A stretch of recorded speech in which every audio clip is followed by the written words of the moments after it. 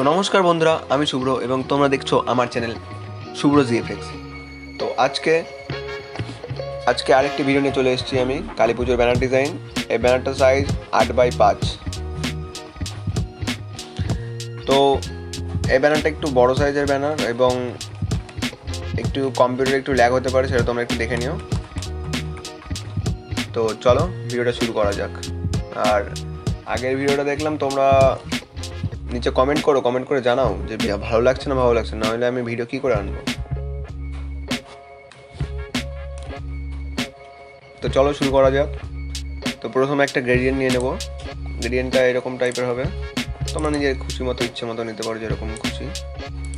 কর্নারভাবেও নিতে পারো এরকমভাবে। চলো আমি নিয়ে নিচ্ছি যে কোনো একটা। এরপর এখানে আমি কি অ্যাড করবো, এরপরে আমি ব্যাকগ্রাউন্ড অ্যাড করবো।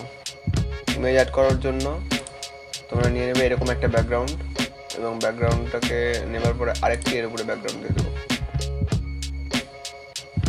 এটা হবে সফট লাইট করে একটা ব্যাকগ্রাউন্ড নিয়ে নিয়েছি। দেখো এটা নিচেটা চেঞ্জ করলে তোমরা দেখতে পাবে এইরকম জিনিসের ব্যাকগ্রাউন্ড।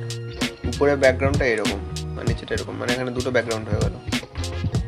এরপরে এরকম একটা ইমেজ আছে, ঢাক ঢোল বাজাচ্ছে। সেই ইমেজটা পরে অ্যাড করবো, ওটা আমার যেহেতু আগে থেকে অ্যাড করা আছে। তো পুরো ডিটেলসে যাচ্ছি না, কারণ ডিটেলসে গেলে ভিডিওটা অনেক বড় হয়ে যাবে। এর আগে একটা ডিটেলসে আমি ভিডিও বানিয়েছি কীভাবে বানাতে হয়, ওখানে দেখে নিও তোমরা। তো এইরকম একটা বাজি, আকাশে যে বাজিগুলো ফোটানো হয় সেরকম একটা ব্যাকগ্রাউন্ড নিয়ে নিলাম। এবং এই বাজি ফোটানোর ব্যাকগ্রাউন্ডটাকে তোমরা অবশ্যই লাইটিং করে নেবে, নইলে ভালো লাগবে না, জিনিসটা ব্যাকগ্রাউন্ডে চলে আসবে।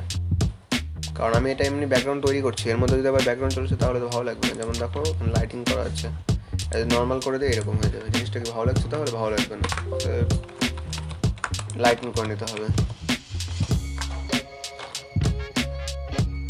এরপরে এখানে আমরা অ্যাড করব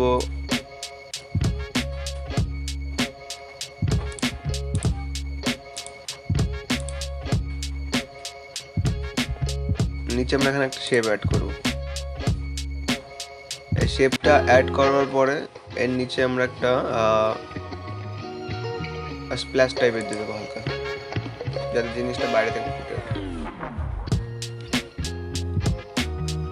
এরপরে কালী পুজোর জন্য কালী ঠাকুরকে বসাতে হবে এখানে। তো এরকম একটা শেপ নিয়ে নেব, তার বাইরে আর একটা শেপ নিয়ে নেব, এবং উপর থেকে মানে লেয়ারটার উপরে একটা কালী ঠাকুরের ছবি বসিয়ে দেবে। আমি এরকম একটা কালী ঠাকুর আছে আমার কাছে, এই ছবিটা বসিয়ে দিলাম আমি।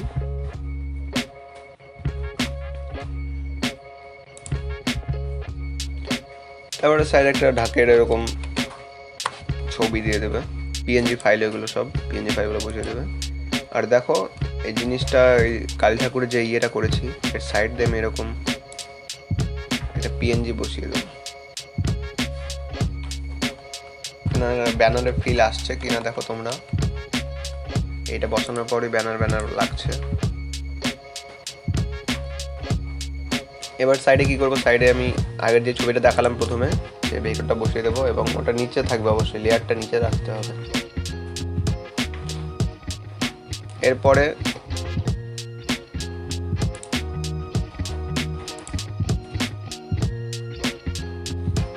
দুটো প্রদীপ, এই দুই সাইডে দুটো প্রদীপ বসিয়ে দেবো, এবং এক এক করে এলিমেন্টসগুলো অ্যাড করছি, তোমরা দেখো।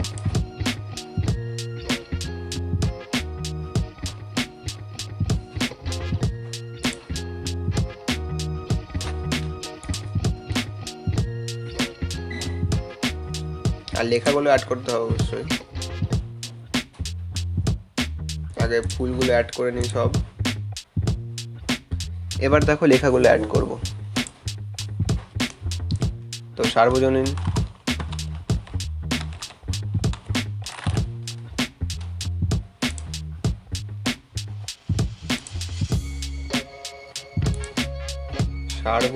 শ্রী শ্রী কালী পুজো।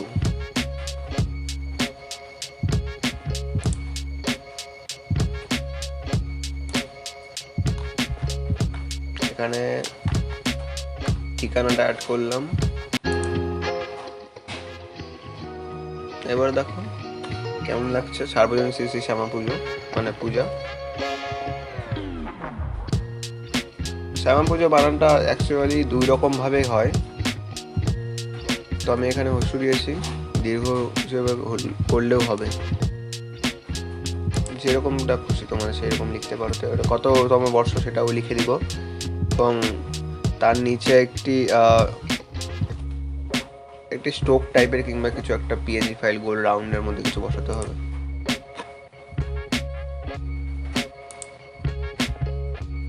মাতৃ আরাধনায় কাশীপুর দ্বীপ জাগরণ সংঘ।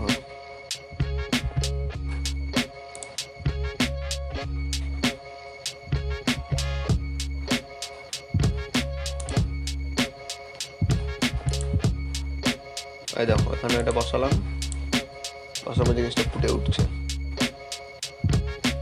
উঠছে, ভালো লাগছে জিনিসটা। এবার দেখো এর নিচে দুটো ব্যাকগ্রাউন্ড বসাতে হবে।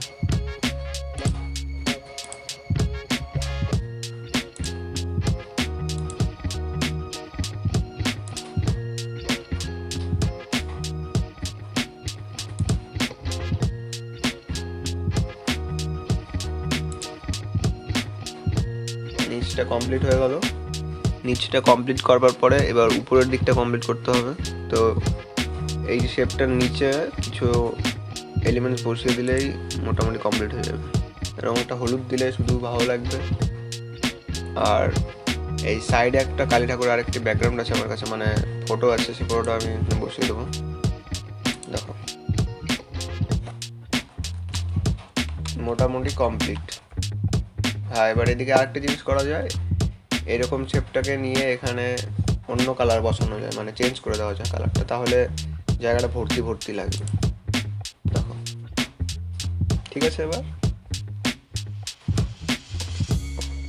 তো আশা করছি ভিডিওটি তোমাদের ভালো লেগেছে। যদি ভালো লেগে থাকে অবশ্যই ভিডিওটাকে লাইক করো, নিচে কমেন্ট করো এবং চ্যানেলটাকে সাবস্ক্রাইব করো, এবং ভিডিওটাকে তোমাদের বন্ধুদের কাছে কিংবা ক্লাবের কর্তৃপক্ষের কাছে শেয়ার করে দাও।